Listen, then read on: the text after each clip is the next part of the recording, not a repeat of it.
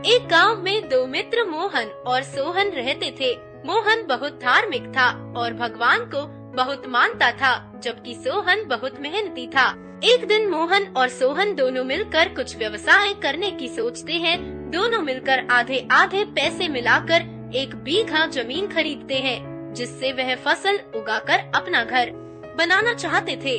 सोहन तो खेत में बहुत मेहनत करता, लेकिन मोहन कुछ काम नहीं करता, बल्कि मंदिर में जाकर भगवान से अच्छी फसल के लिए प्रार्थना करता था। सोहन भगवान से कहता है, हे भगवान, आप हम पर अपनी कृपा करें और हमें अच्छी फसल दें ताकि हम उस फसल को बेचकर अपना घर बनवा सके।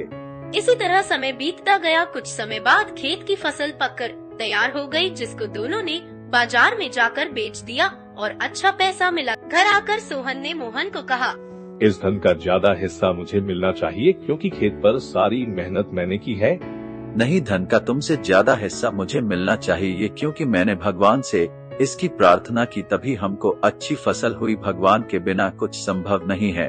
जब वह दोनों इस बात को आपस में नहीं सुलझा सके तो धन के बंटवारे के लिए दोनों गांव के मुखिया के पास पहुँचे।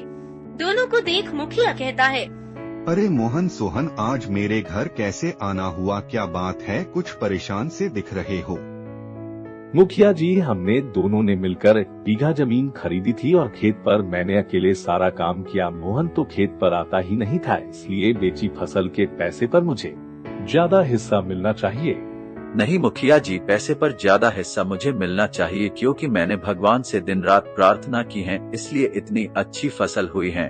मुखिया ने दोनों की सारी बातें सुनकर उन दोनों को एक एक बोरा चावल का दिया, जिसमें कंकड़ मिले हुए थे। मुखिया ने कहा, कल सुबह तक तुम दोनों को इसमें से चावल और कंकड़ अलग अलग करके लाने हैं, तब मैं निर्णय करूंगा कि इस धन का ज्यादा हिस्सा किसको मिलना चाहिए।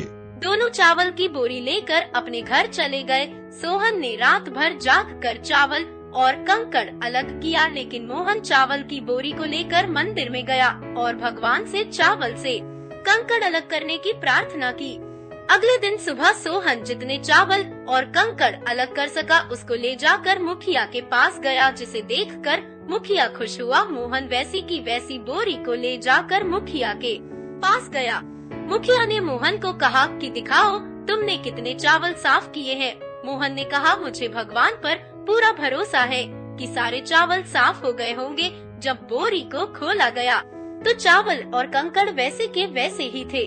मुखिया ने मोहन को कहा, भगवान भी तभी सहायता करते हैं जब तुम मेहनत करते हो। मुखिया ने धन का ज्यादा हिस्सा सोहन को दिया। इसके बाद मोहन भी सोहन की तरह खेत पर मेहनत करने लगा और अब की बार उनकी फसल पहले से भी अच्छी हुई। इस कहानी से हमें यह सीख मिलती है कि हमें कभी भी सिर्फ भगवान के भरोसे नहीं बैठना चाहिए। हमें सफलता प्राप्त करने के लिए मेहनत करनी चाहिए।